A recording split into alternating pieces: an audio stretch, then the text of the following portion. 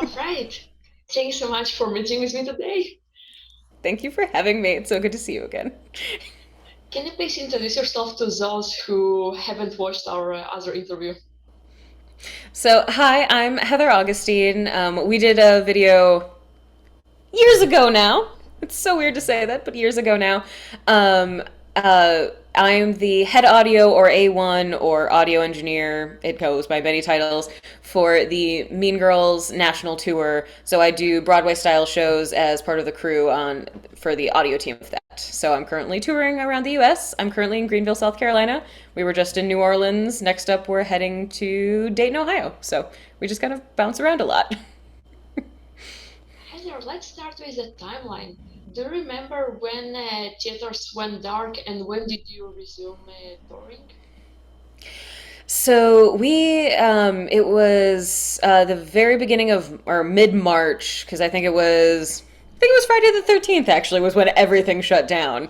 And for us, at that point in time, we were in Fort Lauderdale and we had a 2 week stop there. So we were just getting to the end of our second week. And it was something that for us, we heard a lot of like, you heard that New York theaters were shutting down, like things were starting to close up, and it was for the touring world, it was very much you were getting this domino effect of okay, so when is it our turn? When are what like are we going to keep going? Are we going to shut down? Because it was one of those that New York kind of existed in its own little bubble, and then each of the tours just depended on whatever locality they were in. And I think Florida was one of the later ones to start shutting stuff down because, of course, we were there right during spring break and all of that stuff. And so all of us are going home being like, cool, we probably have whatever is happening because there's just a bunch of college kids on spring break who don't care at all what's happening. But we did the show Thursday night. We were supposed to have a rehearsal because we had a vacation cover who was coming in. One of our ensemble members was going on vacation, so the cover was going to have a rehearsal so that he could get put into the show to take over the next week to do that role for a couple of weeks while our ensemble member was on vacation. And so Friday morning, we got an email and they said, hey, we're not doing the show tonight, but we're going to come in, we're going to do the rehearsal, and then we'll have a meeting after the rehearsal. So we did in the put in rehearsal for this guy, like full on everybody. It was one of those put in rehearsals. Most people are in mics, but not necessarily everyone's in costume or anything like that. It's just the kind of people who need to do the quick changes and figure out their props and do all that stuff.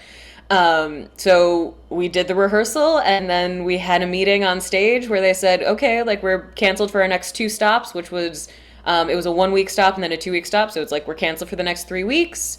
We're just going to send everybody home. We'll see you guys in 3 weeks. Our company managers will be figuring out all of the travel for the entire company. And then for the crew, we were supposed to load out on that Sunday anyway. So they're like, you have Saturday off and come back on Sunday. We'll load the show out. It'll head to Vegas. We'll meet the show back there.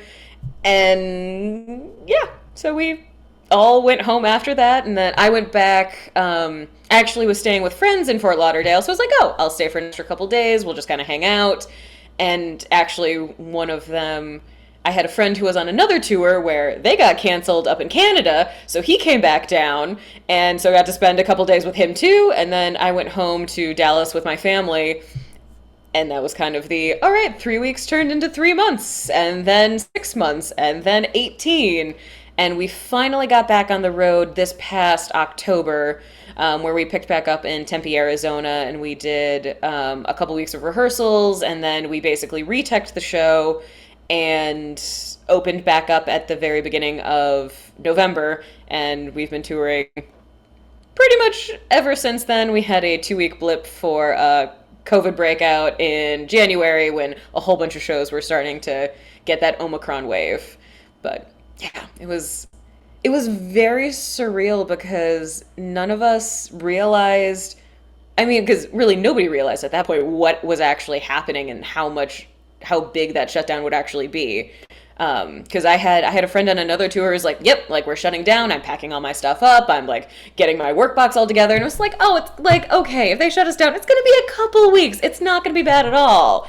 And then a year later, you're like, "Yep, Tim was right. Tim was 100% right. Should have listened to him. Cool. All right. But yeah, that was how our tour shut down, and it was kind of the domino effect of after all of Broadway and all of those, they started closing the touring shows. So yeah, it was a very weird moment. I know that many tour members give up their apartments because they tour all the time. Yeah. Yeah, that's especially a lot of most of the actors are based in New York, and a lot of them they'll sublet their apartments or they don't have a place. A lot of stagehands are pretty much career touring people. So, like, my address is my parents in Dallas because I basically left college or graduated from college and went on the road a couple months after. So, I never had an apartment. I never had a house. I just my room is technically my room, but it's actually the guest bedroom and my stuff is in the closet. So that's kind of that where it's the that is my residence and that's where I am, but it's kind of when I'm on a layoff, which is maybe I would say most times you have maybe like 4 weeks ish off in a year. So it's the you go home, you visit family, you take a vacation, that kind of thing. It's though even though that's your address, you don't really live there.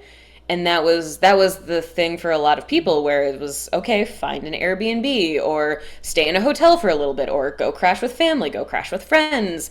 And then once this started to become this is not just going to be a couple weeks, it's going to be months, it's going to turn into a year, all of that stuff. You had a lot of people who were like, okay, so where do I settle down? What do I do? And there's a lot of the local stagehands. So when we tour through a venue, we have our road crew, which is about like 15, 20 people. Once you have the crew management, that kind of, and then we have probably about 50 to 70 local crew members who they're there at the venue, they know the venue, they work there all the time. So they help us get into the venue being where you kind of sit there and go, great, I need to run cable from point A to point B. How do I get from point A to point B? And they're like, oh, well, you go around this way, you have to turn this corner, go through this hole. Okay, great. Um, and there's a lot of people now that you see that people who have left the industry because they found other work, they started doing other things, they moved away to be with family. And you also have kind of the opposite of that, where we actually have a local here who we were talking, and she was like, yeah, I moved here because I wanted to be closer to my family. And this is where that was. So I've never really lived here before, but now I'm here, now I'm living here and I'm working here because the pandemic brought me back to family and that ended up being the job here. So it's kind of that weird of like there's been almost a recycling of like some people have just left the industry, some people are coming into it. And but yeah, you have a lot of people who like me who had the very transient lifestyle of, oh, I technically have an address where my mail goes to, but I don't necessarily have a home per se. And then that was kind of like, okay, well, where did you end up spending the pandemic? That's basically your home now. So cool. And that's kind of anyone who asks, like, oh yeah, so where's home for you? And you're like, well, and they're like, okay, where did you spend the pandemic? And you're like, fair point. Okay. Heather, was it hard for you to stay in one place for such a long time? It was because I've been used to like every week, every other week going to a different city. It was nice in a way because I my family we actually work very well together where I'm basically a carbon copy of my father. My mother was not as amused to have two of us in the household, but it was we have a good enough relationship where they were able to treat me as an adult and say, okay, we understand that like you have things that are going on, and it was kind of okay that I was the 30-year-old. Well, not the 30-year-old living in their basement. Technically, I was living in the attic. But it was we know that you could be somewhere else and you would be somewhere else and you would be working had we not had a global pandemic. So there wasn't quite that like, well, you should get out and get a job and like start contributing to society, that type of thing. And we kind of have I would call it a level of brutal honesty. Like we reached a point once things started opening back up again. My dad, He had a golf weekend with some of his, or I guess it was actually a golf week with some of his friends. And my mom was like, great.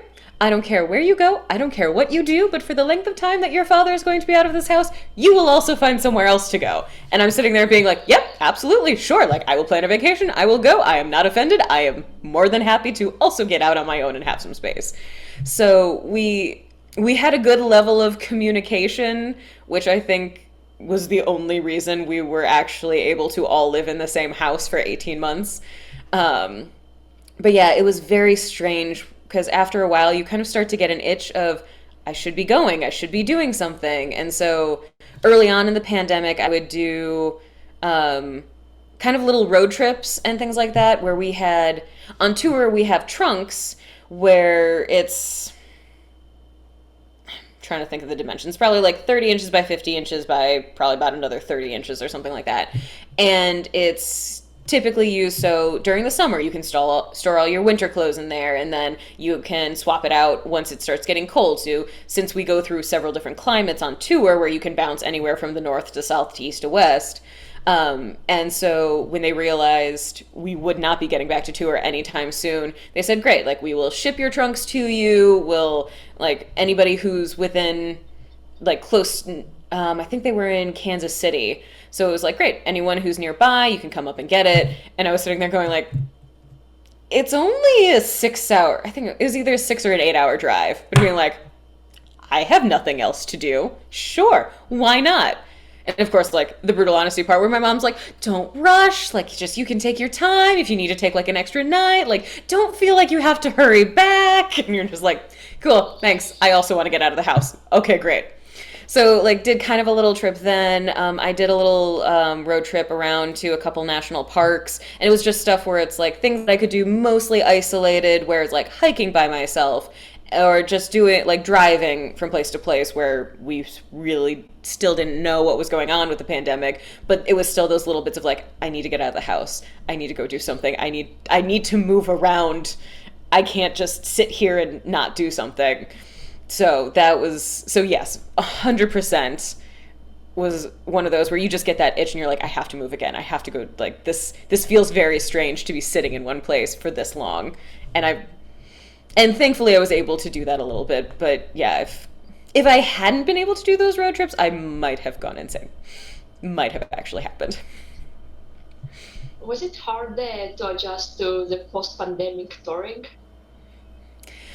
A little bit, yeah. It's a lot of it is just about testing and kind of figuring out protocols and all of that.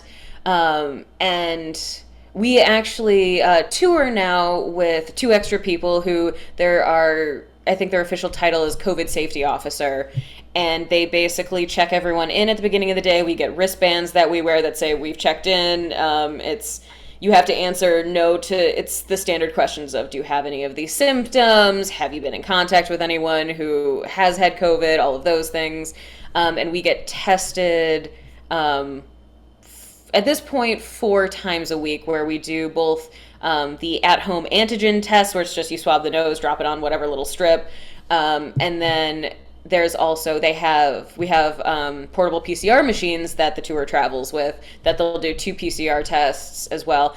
I actually just got COVID 2 weeks ago, so I'm out of the testing cadence because I would show up positive on the PCR tests anyway. So that, as horrible as it is, it's kind of nice to, like, that's the kind of bonus of having COVID, is I can just be like, cool, I just need my wristband. I don't have to test. I don't have to remember any of this or any do that. Just sitting there and go like, no, no, and no. Can I get this? Great. All right. But yeah, it's been very strange. I think one of the hardest things is that pre-pandemic, you could do backstage tours, and like I would have people sit at front of house with me and watch the show, and that has become much more of a process where I had a mentee of mine sit with me in Kansas City, and that was like, we had to plan weeks ahead of time of, okay, like, she needs a COVID test that she can send in the results. She needs to have her vaccination card, so you can prove the vaccination. She's not allowed backstage in any way, shape, or form. So like, she stayed out in the house and out with me in front of house. And that was also and I know in this theater, I'm separated from the electrician who's also with me at front of house. So if he's uncomfortable with that, he's at least far enough away from me that he'd be comfortable with at least that spacing, even if he wasn't, if he didn't want her to be like right by him, which he was fine with. But so there's a lot of hoops to jump through where it normally would have been like, cool, I'm gonna have a shadow at front of house. Everyone okay? Great, awesome.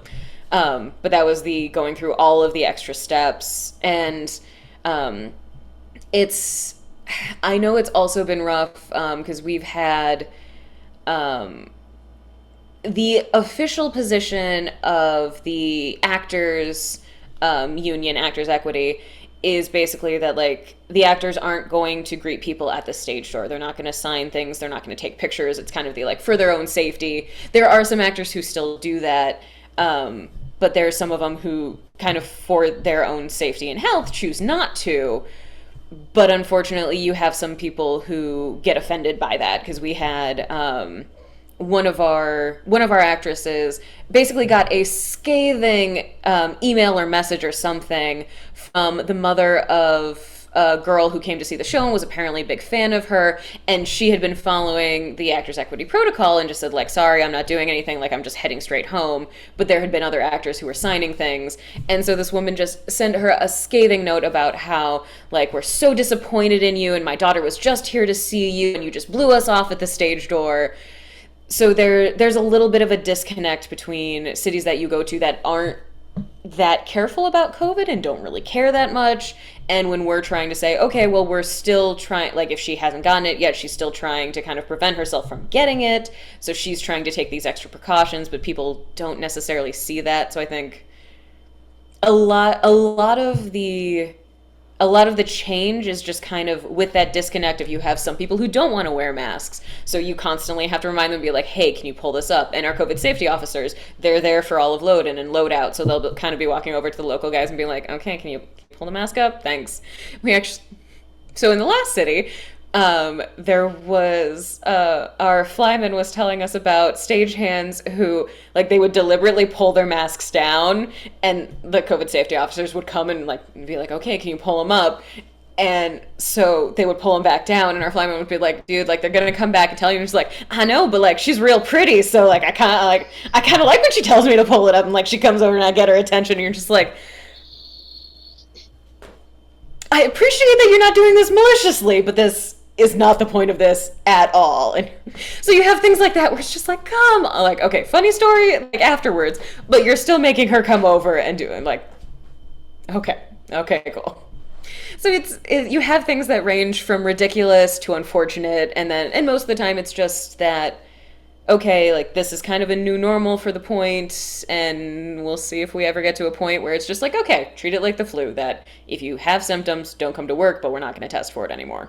And I think that'll eventually be what it turns into, but at this point, we're still testing, if you test positive, you're still out of the building. Like I had absolutely no symptoms. I was honestly surprised to get that my test came back positive. And so it was just kind of like, all right, I feel like I'm just playing hooky because I could be working. I'm physically capable of working. I don't feel sick at all, but I've tested positive, so I can't be in the building again until basically you take the antigen test to tell if that you've stopped shedding the virus. So then you're able to come back to work and you're not contagious anymore. So it's one of those for the next theoretically 3 months that whatever variant I got, I can't get it, I can't give it. So I'm at the safest point that I'll be for a while. But yeah, it's very strange because pre-COVID was kind of like, great, like even if you're sick, you just keep working, you kind of go, and now it's just like, okay, well, you're not feeling well. Is it COVID? Is it just like, what's going on? So it's been an adjustment just in itself to kind of focus more on what our health is. So I think that's kind of been the oddest thing. And then you just have those range of stories of people like they don't want to wear masks, and so we have to remind them, or like audiences here we actually have, because there's the announcement that we have at the beginning of the show, they're like, please turn off your cell phones, here are the emergency exits, that type of thing. The one that we have, it's Tina Fey recorded it, and so she has a bit in there, it's just like, and put your masks on nice and tight so you can really get the smell of your own back teeth. And in most houses, they're fine with it, but we've gotten to houses that instead of masks are required, they're only recommended. And so this venue has actually been pushing back that we have that bit in our pre-show announcement because they're like, well, we don't require masks anymore. And it's like, but if anyone's wearing, like, worst case scenario, someone puts a mask on. Can't be that bad, right? Like, that's literally worst case scenario of what happens if someone hears this. So, okay, cool, whatever. So yeah, you have all of those weird things, and it's very interesting to see where people draw the line in the sand at this point. You mentioned in one of your blog posts that you started the COVID proofing your system. Yes, which actually that served me well when I got COVID. A lot of that was just I personally love color coding. Almost all of my racks have some type of color coding, so I don't have to actually read what the label is. I can just be like, great, green cable goes to the green plug, and that's all I have to worry about. I don't have to sit and go like, oh, well, this is the KVM net, this is the SD7 net, okay. And it's just like, great, purple goes here, yellow goes here, blue goes there, done. But there's some stuff that, like on the back of the console, where I just knew, like, oh, well, it's the second port from the right, and we plug it in.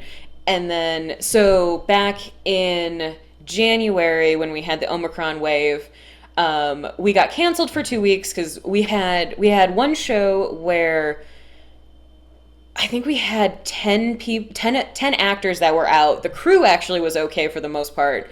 But 10 actors that were out. They actually flew some people out from New York who had done the Broadway version. We did an afternoon of rehearsals to kind of be like, these are the changes, just like cram everything into your head and let's go. It was kind of fun. We actually had the Aaron from Broadway. He came because I think our Aaron and the two understudies all were either like had tested positive or were close contacts of someone who had tested positive.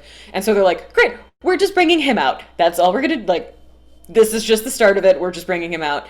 And since I had learned the show from listening to the Broadway recording, and then I trained on the show in New York for a little bit, it was kind of an interesting thing to come back after, I think, 2 years of since I had been at that point, and like hearing his voice was like, oh, there's still something in the back of my memory that remembers kind of how you sing this and how I got used to learning the show and listening to this. So that was actually really fun, that's one of those live theater things where it's like, that is the only show that will ever be anything like that, that like had Kyle on as the Aaron and had all of these people coming in to fill in these different roles. And we do a thing that's called Shove with Love, where it's if you have someone who's going on for the first time and they might not quite know where they're going or what they're doing yet. It's one of those where it's like, come on, this way, this way. Or like, no, no, no, you're supposed to go out this wing two, not wing one, go this way. So it's that like very nice and well-meaning, but like, no, no, no, come with, you're going this way. All right, great. So that was kind of a weird point. And then after that, we had more positive cases, and they were just like, great, we're calling it. We're going, like, we're canceling next week. Everyone just like isolate, get better. We'll come back when everyone starts testing negative on the antigens and we can actually have people in the room. And then theater being a very, very small world, so our conductor, he posted on Facebook that we had the week off, and then a production manager at another company, who she had worked with both him and me on Phantom before, saw that. And then there was a show that her company had, which was My Fair Lady, and their A1, he did actually have COVID at that point, but they had just thought that he was having some medical complications. And so I got a phone call, like literally we loaded out on, no, we had a show on Saturday, we loaded out Sunday, Monday we had off. I got a call Monday night from the production manager being like, hey, so I hear you have a week off. We need someone. Can you fly out either tonight or the first flight out tomorrow morning? And so had I known that he had COVID, they didn't even know at that point that he had COVID, but like, had we known that he had COVID, I might have said no. But at the same time, I was like, all right, let's go, let's do it. And so going to work on that show was one of those where you're kind of going through things and going like, okay, this is someone who's never seen this system before, who doesn't necessarily know what's going on. These are the things that would have been helpful to me so that I could know either where things plug in or how this starts up or what paperwork I would have need for someone to say, great, so you do this, then you do this, then you do this, and that's how you get to this show. So that once we started back up, we were off for 2 weeks. And then once we started up, I started going like, oh, someone's not necessarily going to know that I plug this into the second port on the second row here. So it's like, all right, so we're going to color code this cable purple. We're going to label this purple so that it's hopefully fairly obvious that like purple cable goes to purple port. Just plug it in. So I started this whole process of color coding, starting to write down track sheets of like, this is what happens on my loadout, this is what happens on my load in, this is how different things work, where I had a little layout of the drum kit and just little lines being like, this mic goes here, this mic goes here, this one's tucked under here. And so it was after having done that, and especially getting to look through the eyes of someone who has no idea what's going on. Like, that was a system that I had never really worked on before. I hadn't used that console before. And I'd used similar consoles, so it was easy enough to transfer those skills, but saying like, okay, coming in with a very basic knowledge of what the system is.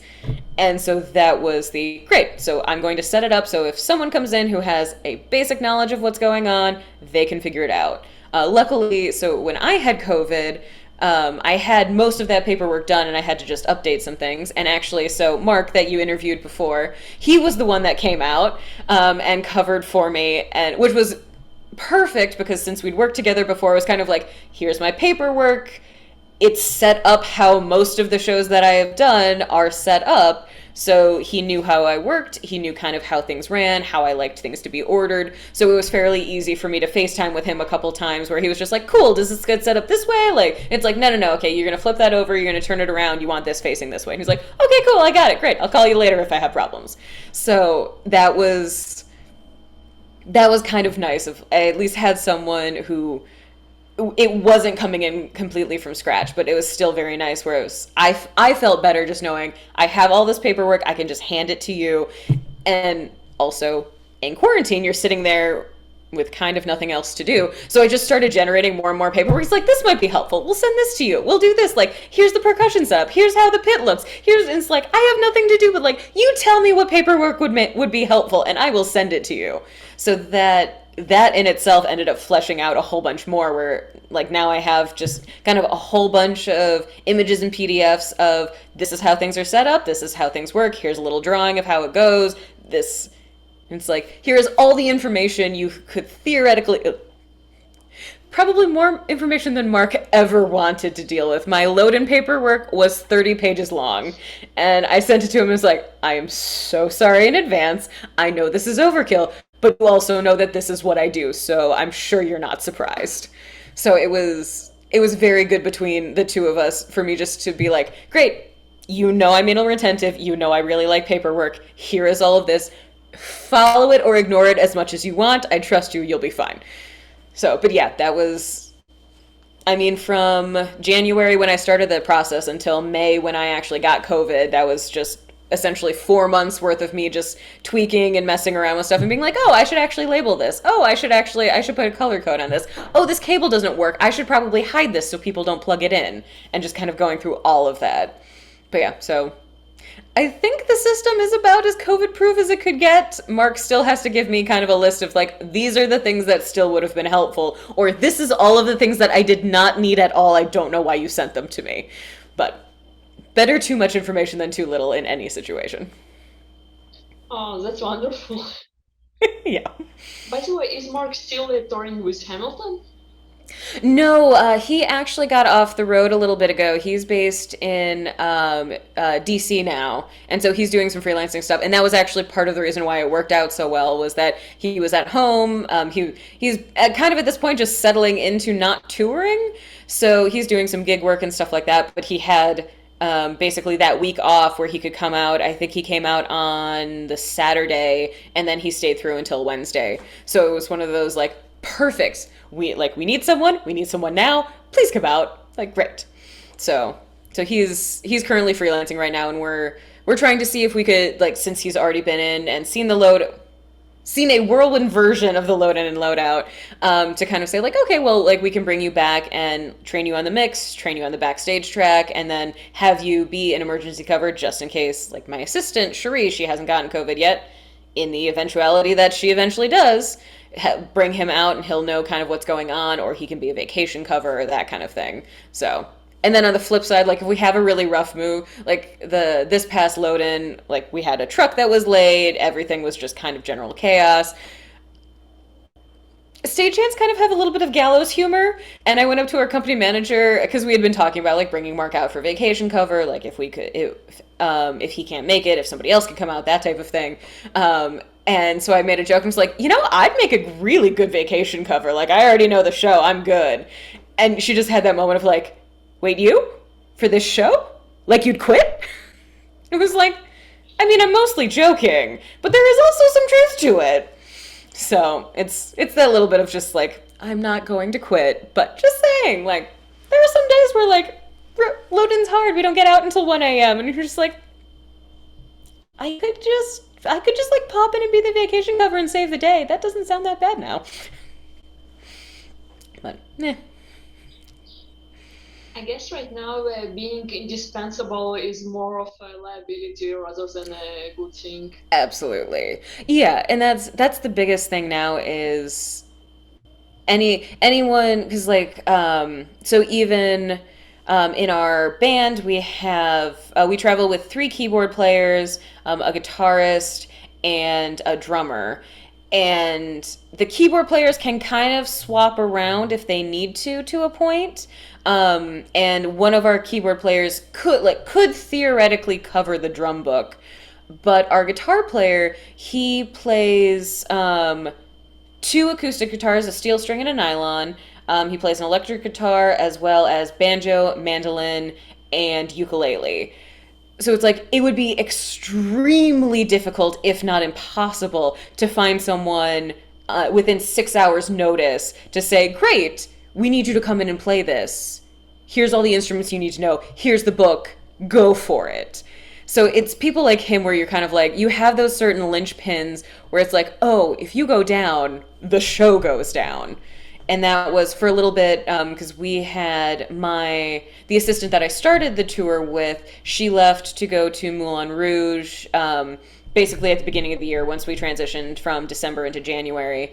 And so there was a point in time where my old assistant had left, my new assistant Cherie had just come in, but she had the worst training process ever because she came in right in the middle of when we got paused for COVID. So she was there, I think, for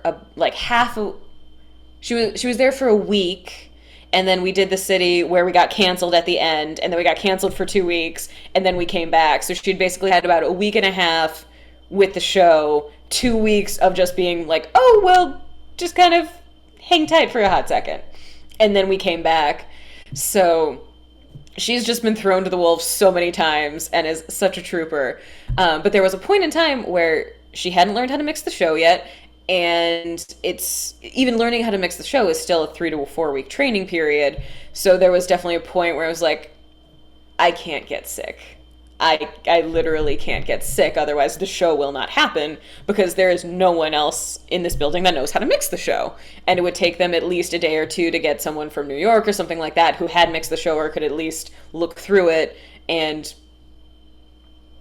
do something suitable enough that would actually get us from point A to point B. So you have those moments where it's just a lot of stress to say, "Oh, I can't get sick, but I can't really prevent myself from getting sick. Like I can try as much as I want, but there's still a chance that I will like test positive or get sick or something like that." So it was that point in time was stressful, and it's much easier now, especially now that I have gotten it, and Cherie once again has had to rise to the occasion and load in the show basically with her, and then Mark being like, "Tell me what you need. I'll figure it out. Just tell me where I can help you."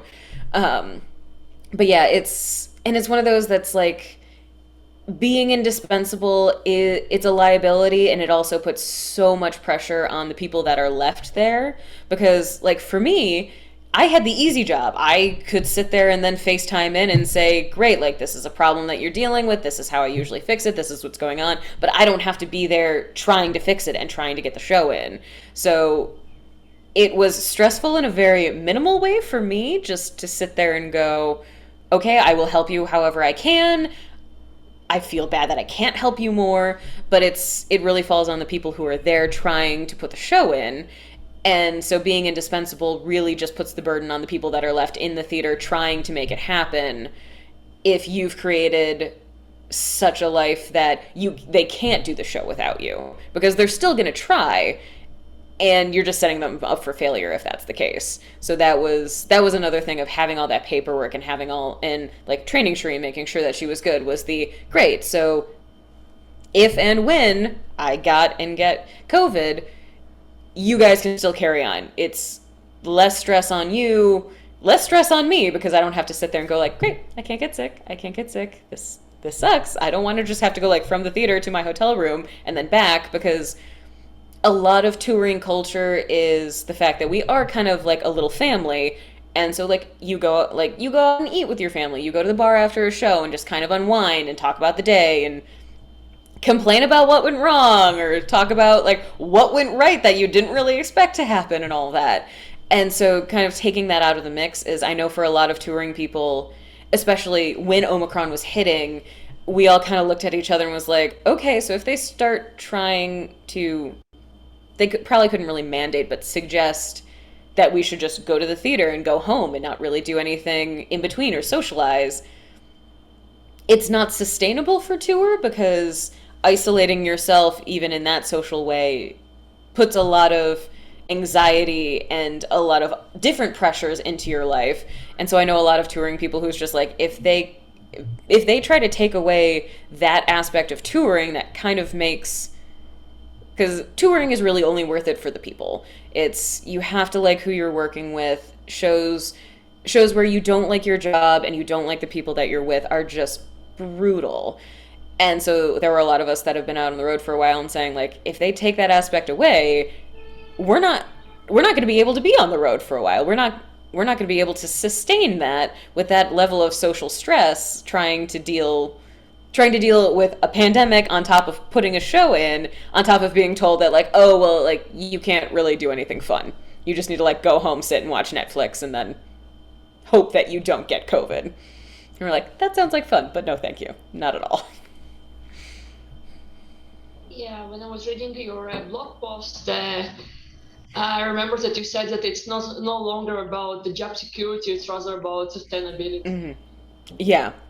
And that's become in so many ways that it's trying to keep the show running, because it's like for our show pre-COVID we had an advanced electrician and an advanced carpenter, which means that they basically came, they would load the show in with us, and then once the show was loaded in, they would go back home. So they came out basically once a week or once every other week if we had multiple week sits or that kind of thing.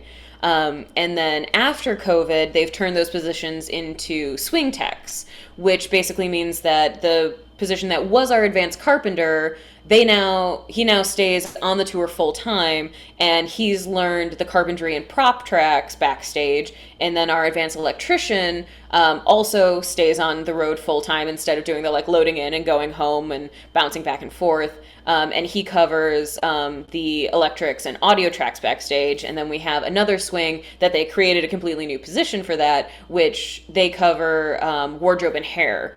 So it's one of those that you have someone in the building that if someone gets sick, if you have a personal day or something like that, you have someone who is there and ready and can just swing right in. And that was what happened when I got COVID, was our COVID safety officer came up and she was like, hey, you tested positive. Like, we're going to run the test again just to be sure, but you need to pack your stuff up and go home until we can either verify that it was a false positive, or you need to go home if it is a positive, definitely. And so we called in Adam, who's the electrics and audio swing, and said like, hey, you're coming in, you're going to do Cherie's job backstage. Cherie's going to come out and do my job out in front of house. And I texted him, I was like, I'm so sorry, you were supposed to have the day off. I'm so sorry you have to come in. He's like, it's literally my job. You don't have to apologize. This is literally why I have this job, is to come in and do this. So that has been something that they've started to get, or started to improve on sustainability, which helps so much, because it's not something you don't have to worry about it as much. You don't have to go like, okay, well, if this person goes out, then this person will have to cover two jobs until we can get someone out to cover that. It's the like, great, no, we'll bring Adam out, we'll bring William in. It's they can cover this until we can figure out what's going on, and then we'll get everything, we'll put it together. It's and that's even been something which unfortunately we've had a lot of, especially like grandparent and older parents have passed away on this tour for multiple people. Like my grandpa passed away. We've had several other cast members and crew members that they've had extended family, and I think it's part of it is kind of the aftermath of COVID. Is that because I know my grandpa had COVID, so I'm sure there were some kind of health complications involved in that and things like that. So I think that's another part of it, is that you're having these little random side effects of COVID that have started cropping up. But that was something that when my grandpa passed away, I didn't have to arrange for bereavement leave or something. I could just be like, hey, I'm leaving from this day, I'll be back on this day. And it's like, great, Adam will cover you, don't worry about it, just head home, it's fine. And so there's those little things that aren't even technically COVID related, but coming out of improvements that they've made due to COVID have made our lives easier in those ways as well. And it's like going back to that sustainability, it just makes it that much better when it's one less thing you have to worry about. It's one less complication that you have to deal with, of going like, okay, well, I have to deal with this and getting back to my parents and all of that stuff. And then on top of that, I have to find someone to come in or to deal with all of that. So there have definitely been some good things that have come out of it. And for the love of everything, I hope that people keep swing techs, because this has only been the second tour that I've had that has actually had a swing tech, and they're absolutely invaluable.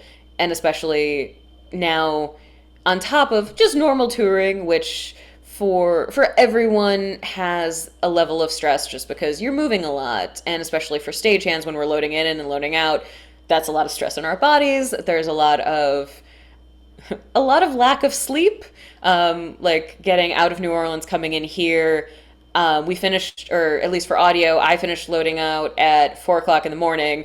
Basically, went back to my apartment, showered, changed, finished packing, left for the airport at 5 for my flight at 7. And so I really didn't get to sleep until I got on the plane, and you're just sitting in the boarding area being like, okay, like, sit there, read a book, don't fall asleep, just wait until you get on the plane. You can pass out once you get on the plane, but just make sure you get on the plane and don't fall asleep in the boarding area. So there's a physical toll that happens, and then on top of that, there's also the added stress of all of the COVID stuff, of testing positive, of trying to keep masks on, being around people who aren't wearing masks anymore, even if they possibly should. And there's a social construct now that also adds in a different level of stress. And so yeah, it's just any little thing that helps with a little bit of peace of mind goes a long way in just being like, okay, we can do this, we can get through it, we have people to cover us, we have safety measures in place if things happen. And thankfully our entire company is very supportive and very good. So that kind of, anytime you need anything, like when I tested positive, there were like our company manager, she called me and we kind of talked through okay, great, so like we're going to get you a room at this hotel so that you're not rooming with the person that you're rooming with, so they potentially don't get any more infected than they already have been already, if possible. So like, we're going to arrange this, we're going to figure out how to get you to the next city, we're going to, like, these are the steps that we're going to take. It's do you need anything from your trunk? Do you need us to get you anything? Do you need us to order you anything? What can we do so that you feel comfortable as you're dealing with all of this? So it's having just that level of people who care is a big thing. But yeah, it's very weird to kind of come back and be like, oh, there's even more stress going on. We'll figure it out. It'll be fine. But then having people who are like, great, so we've done X, Y, and Z to try to alleviate that, or to try to make your life a little bit easier. So there's been a lot of good and bad that has kind of come out of it, but thankfully it seems to be a little bit more good than bad. So hopefully we can continue those traditions, at least for the touring company as it moves forward. But who knows? Fingers crossed. Right? Fingers crossed. Please, for the love of everything, please. Well, Heather, it's almost 2 a.m. your time, so I don't want to keep you up much longer. I can keep going. If you have more questions, by all means. I can stay awake as long as you keep me talking. I can stay awake. We've already proven that you can just get me started and I will just roll. We're fine. Well, we should rest before the next day of work. But No, it's fine. is there anything you would like to talk about before we wrap it up? Um, no, not really. I think I've blabbered on quite a bit about most of the things that have happened during COVID, but um, I mean, I guess kind of like for me, the biggest thing that's come out of COVID was is having the time at home definitely had a very big impact on how I kind of approach things now, where like I had a year and a half of time with my parents that I never would have had I just continued on my professional life. And that was a very nice experience because getting to relate to them as an adult was a very odd thing.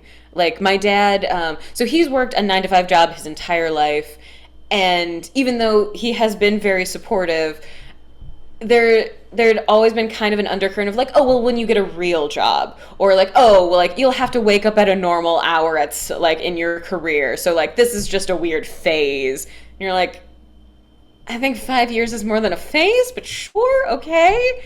Um, and so he has, there's a food bank that my parents' church is associated with, and he would go in once a week and help them. It was like mostly restocking shelves, and they'd get deliveries from I guess the regional food bank.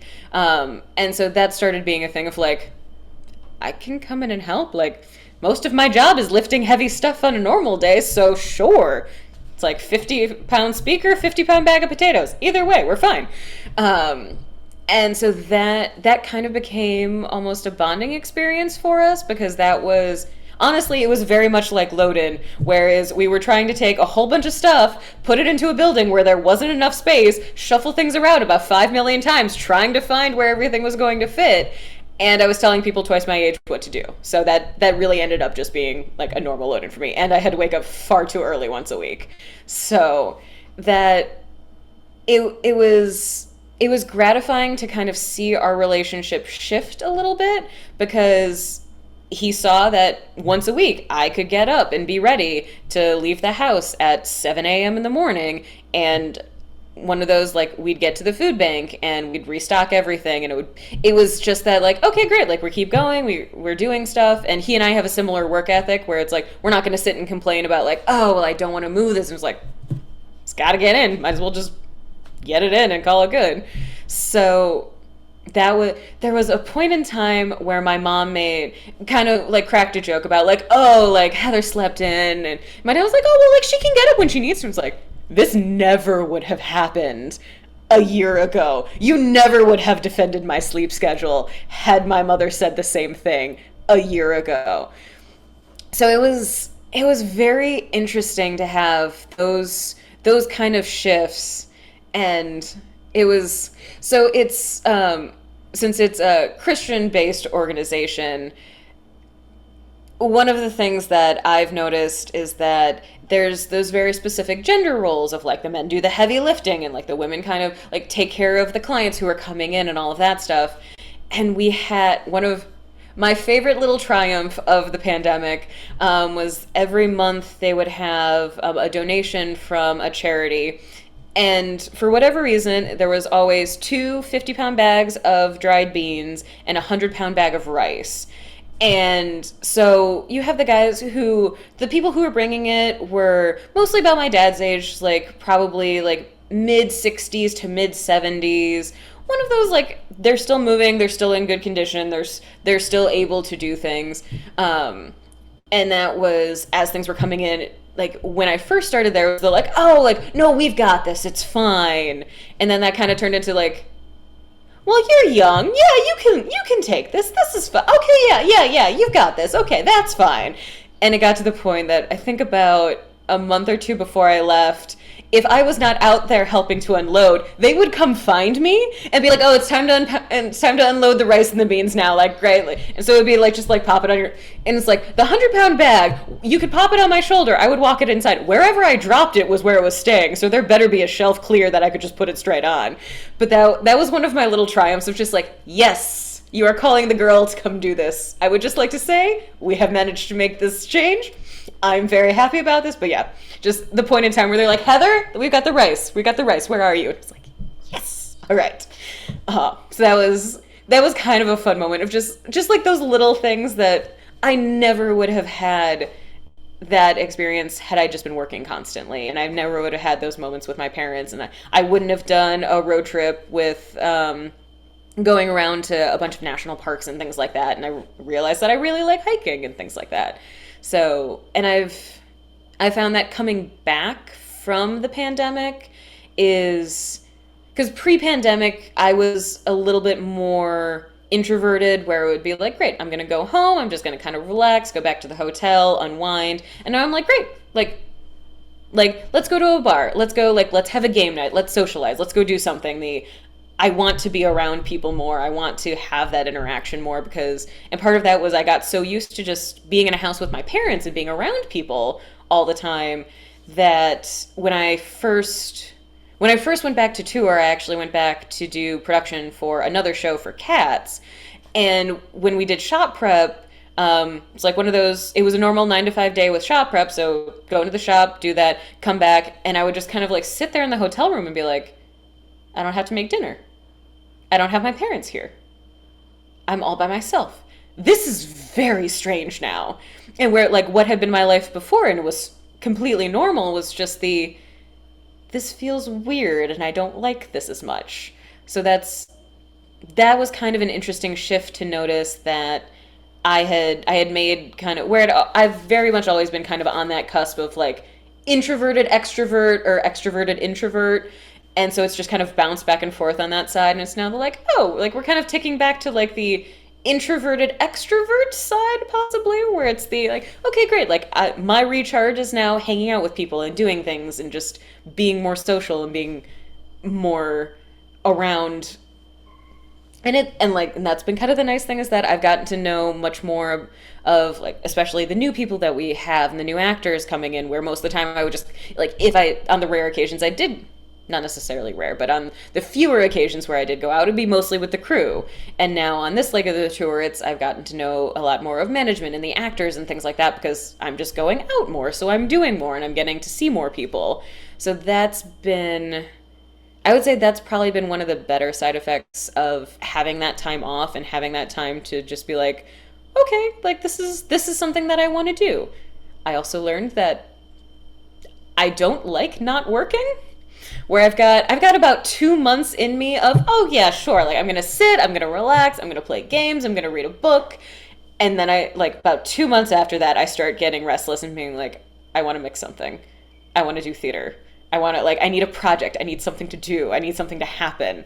So that was also kind of a good moment for me, because one of my things is, there, in the financial world, there's a fairly newer movement called FIRE, where it's financial independence, retire early. So it's kind of a like learning to save and manage your money at an earlier stage in your life. So theoretically, you could retire like when you're 50 or even 40 or something like that, and you don't have to wait until, in the US, what traditional retirement age is, like 65 or something.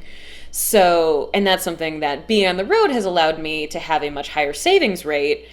But even having that higher savings rate of saying like, oh, I could retire early, having the pandemic and of what was essentially kind of a version of like forced mini retirement, I was sitting there going like, oh, I don't want to not work. I would not, I might be at a point where like I don't need to necessarily work to make ends meet or things like that, or I'm not living to paycheck. But I was like, oh, I don't like not working. So that's not a thing. Great. Okay. So that was definitely, I think the entire pandemic was just kind of a you're going to learn a lot about yourself. You're stuck with you, yourself, and maybe a couple other people for a very long time. You're going to have a lot of time to dig deep and be very introspective, and you're going to learn a lot about yourself, whether you want to or not. Well, thank you so much, Heather. It was such a pleasure Yeah. to talk to you again. Yes, thank you so much. It was so good to see you again. I mean, and seriously, if you have more questions, I'm more than happy to stick around. Also depends on you and your work schedule. So whenever you have to leave, by all means.